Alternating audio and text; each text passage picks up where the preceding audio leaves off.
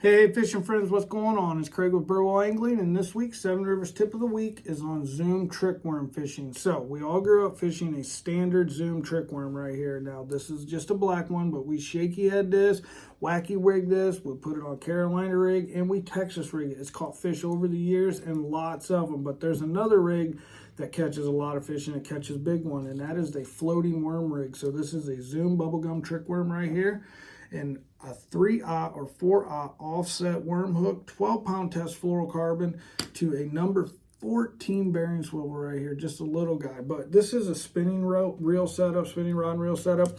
I like to make long casts with it, and I got better control over it. Remember, this is a weightless worm right here, so without that bearing swivel and the way this worm works, when you work it, it's got a lot of action to it. You will get line twist. So when I go to bait casting tackle, I just up my bearing swivel size to maybe a number 5, 4. Make it a little bit better, because that is your weight. It helps you cast it on casting tackle, and it gives you pretty good actions, and it cuts down on the line twist. But this setup right here, guys, I don't even like to share it because I caught so many fish up north in Michigan, the Great Lakes, all the way to the Eufaula, Kentucky Lake. This has been around. This is no secret, but it still catches fish, and guys are not talking about it. But bubblegum trickworm, I am looking for hard targets. I want clean water visibility, though, because of the drawing power. So say it's late spring and you already know the fish are slid up there. They're shallow, a lot of the fish. This can cover water great. So great stopping points for the fish are maybe lay down, stump heads, things like that.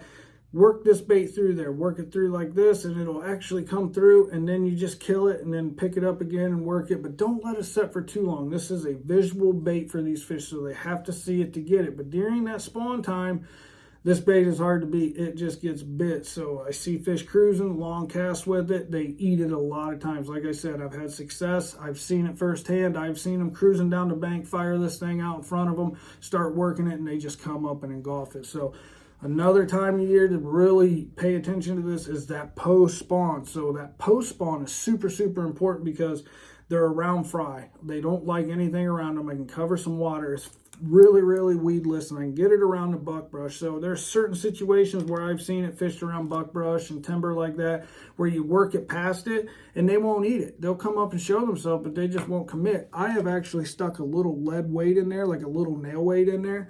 And when I work it past that buckbrush and I kill it, it actually slides back into the cover and they annihilate it. Guys, I can't tell you how many fish I've caught on this over the years, and I've caught some big ones, 5, 6, 7 pounders on this exact setup. But if you haven't tried it, you want to check it out. I promise you, it's a Zoom trickworm. This is a bubblegum mathiolate, and this is just your standard black, and they got chartreuse.